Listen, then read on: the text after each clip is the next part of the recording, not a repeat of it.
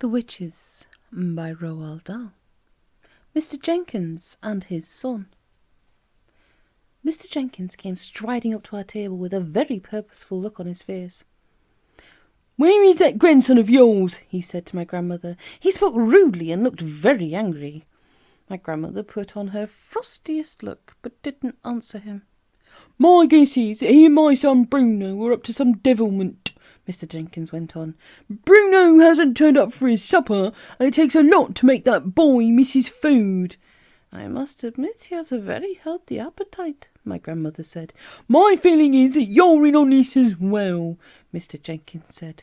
"I don't know who the devil you are, and I don't much care, but you played a nasty trick on me and my wife this afternoon. You put a dirty little mouse on the table. That makes me think all three of you up to something. So if you know where Bruno's hiding, kindly tell me at once." "That was no trick I played on you," my grandmother said. "That mouse I tried to give you was your own little boy Bruno. I was being kind to you. I was trying to restore him to the bosom of his family. You refused to take him in." "What in the blazes do you mean, madam?" shouted Mr. Jenkins. "My son is not a mouse."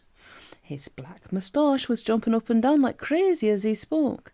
"Come on, woman, where is he? Out with it!"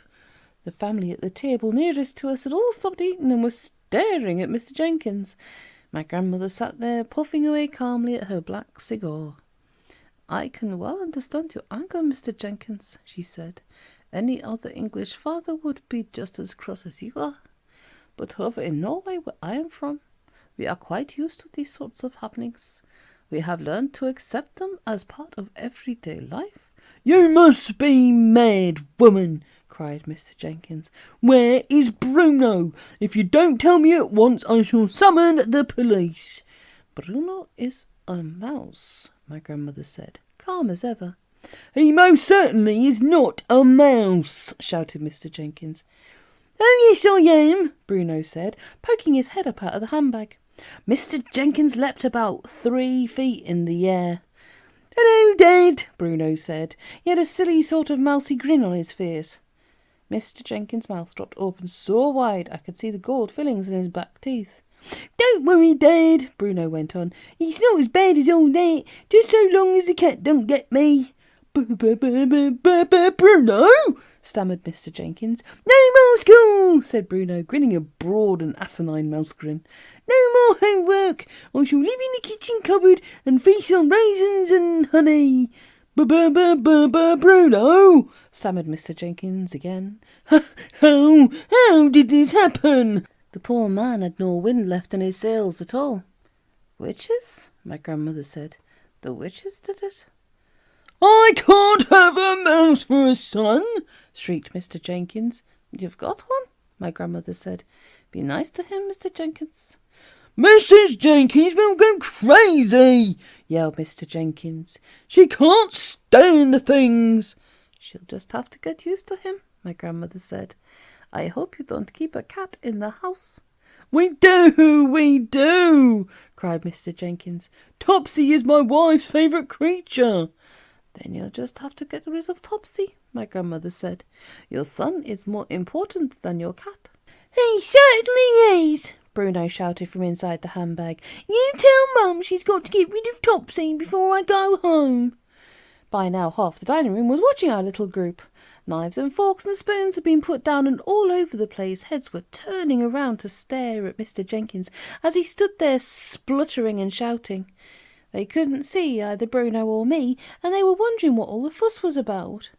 "And by the way," my grandmother said, "would you like to know who did this to him?" There was a mischievous little smile on her face, and I could see she was about to get Mr. Jenkins into trouble. "Who?" he cried. "Who did it?" "That woman over there," my grandmother said. "The small one in a black dress at the head of the long table." "She's RSPCC!" cried Mr. Jenkins. "She's a chairwoman." "No, she's not," my grandmother said. "She's the Grand High Witch of all the world." "You mean she did it? That skinny little woman over there?" shouted Mr. Jenkins, pointing at her with a long finger.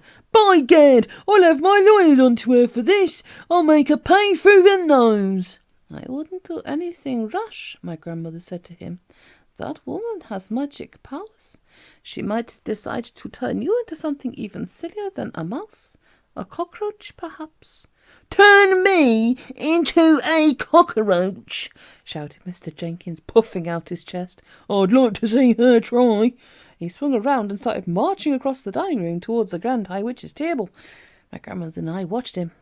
Bruno had jumped up onto our table and was also watching his father. Practically everyone in the dining room was watching Mr. Jenkins now. I stayed where I was, peeping out of my grandmother's handbag. I thought it might be wiser to stay put.